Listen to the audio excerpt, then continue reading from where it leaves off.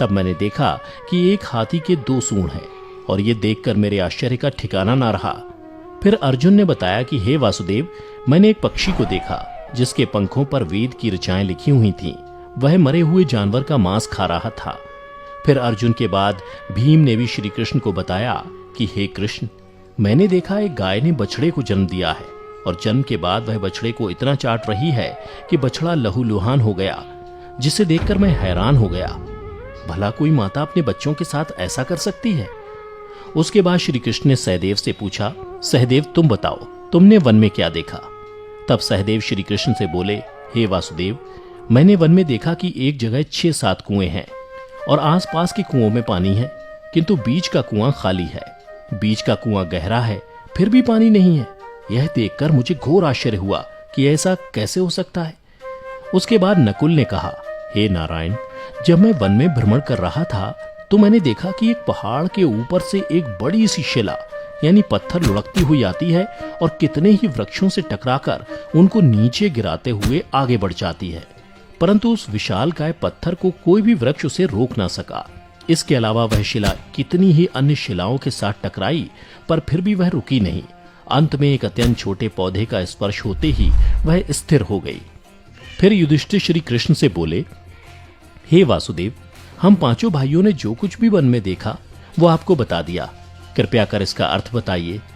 तब श्री कृष्ण ने युधिष्ठिर से कहा, हे धर्मराज, जैसा कि आपने कहा कि आपने 2 सूंड वाला हाथी देखा, जिसका यह अर्थ हुआ कि कलयुग में ऐसे लोगों का राज होगा जो बोलेंगे कुछ, करेंगे कुछ।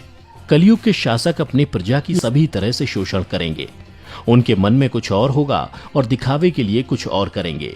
अर्थात कलयुग में शासकों के लिए आम लोगों का कोई महत्व नहीं होगा, वो बस राज करने के लिए शासक होंगे। फिर श्री कृष्ण अर्जुन से बोले, हे धनंजय, जैसा कि तुमने देखा कि एक पक्षी के पंख पर वेद की ऋचाएं लिखी हुई थीं, लेकिन वह मरे हुए जानवर का मांस खा रहा था, जिसका अर्थ ये हुआ कि कलयुग में ऐसे लोग होंगे जो बड़े ज्ञानी और ध्यानी कहलाएंगे, किंतु उनके आचरण राक्षसी होंगे। कलयुग में लोग पंडित और विद्वान कहलाएंगे, किंतु यह विचार चलता रहेगा कि कोई मरे और उसकी सारी संपत्ति उसके नाम हो जाए। अर्थात कलयुग के मनुष्य धन और संपत्ति के लोभी होंगे, भले ही उनके पास कितना ही ज्ञान क्यों ना हो। इसके अलावा हे अर्जुन, कलयुग में हर जाति धर्म के प्रमुख पद पर बैठे लोग विचार करेंगे कि कब कोई किसी पद से हटे और हम उस पर विराजमान हो जाएं। कलयुग में ऐसे लोगों की संख्या बहुतायत होगी, कोई कोई विरला ही संत पुरुष होगा। अर्जुन के बाद श्री कृष्ण भीम से बोले, हे गदाधर, जैसा कि तुमने देखा कि एक गाय अपने बछड़े को इतना चाटने लगी कि वो बछड़ा लहूलुहान हो गया, अर्थात कलयुग की माता अपनी संतानों पर इतनी ममता बरसाएंगी कि बच्चों को खुद का विकास करने का मौका ही नहीं मिलेगा, जिसके कारण मोह माया में पड़कर वे बर्बाद हो जाएंगे। इसके अलावा किसी का बेटा घर छोड़कर साधु बनेगा तो हजारों व्यक्ति दर्शन करेंगे, किंतु जब मनुष्य का अपना बेटा साधु बनेगा तो रोएंगे कि मेरे बेटे का क्या होगा। इतनी सारी ममता होगी कि उसे मोह माया और परिवार में ही बांध कर रखेंगे और उसका जीवन वहीं खत्म हो जाएगा। अंत में बेचारा अनाथ होकर मरेगा। भीम जब श्री कृष्ण के जवाब से संतुष्ट हो गए, तब भगवान श्री कृष्ण ने सहदेव से कहा, सहदेव, जैसा कि तुमने बताया कि तुमने वन में 5-7 भरे कुओं के बीच एक कुआं एकदम खाली देखा, जिसका अर्थ ये हुआ कि कलयुग में पैसे वाले अर्थात धनी लोग अपने पुत्र पुत्री के विवाह में या फिर आलीशान भवन बनाने में लाखों रुपए खर्च कर देंगे, परंतु उनके पड़ोस में ही यदि कोई भूखा प्यासा मर रहा होगा तो वह उसकी कोई सहायता नहीं करेंगे। भले ही उनका अपना ही सगा भूख से मर जाएगा, लेकिन वो देखते रहेंगे। इसके अलावा कलयुग में मनुष्य मदिरा, मांस, भक्षण, सुंदरता और व्यसन में पैसे उड़ा देंगे, किंतु किसी के 2 आंसू पोंछने में उनकी रुचि ना होगी। हे सहदेव, मेरे कहने का तात्पर्य यह है कि कलयुग में अन्न के भंडार होंगे, लेकिन लोग भूख से मरेंगे।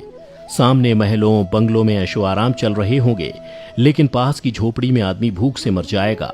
एक ही जगह पर असमानता अपने चरम पर होगी। श्री कृष्ण की बातें सुनकर सहदेव को सारी बातें समझ में आ गईं। तब श्री कृष्ण ने नकुल से कहा, नकुल, जैसा कि तुमने बताया कि वन में एक बड़ी सी चट्टान पहाड़ से लुढ़की, किंतु बड़े बड़े वृक्ष और उसके तने उस चट्टान को रोक ना पाए, किंतु एक छोटे से पौधे से टकराते ही वह चट्टान रुक गई, जिसका अर्थ यह हुआ कि कलयुग में मनुष्य का मन नीचे जाएगा, यानी कलयुग के मनुष्यों का जीवन पतित हो जाएगा।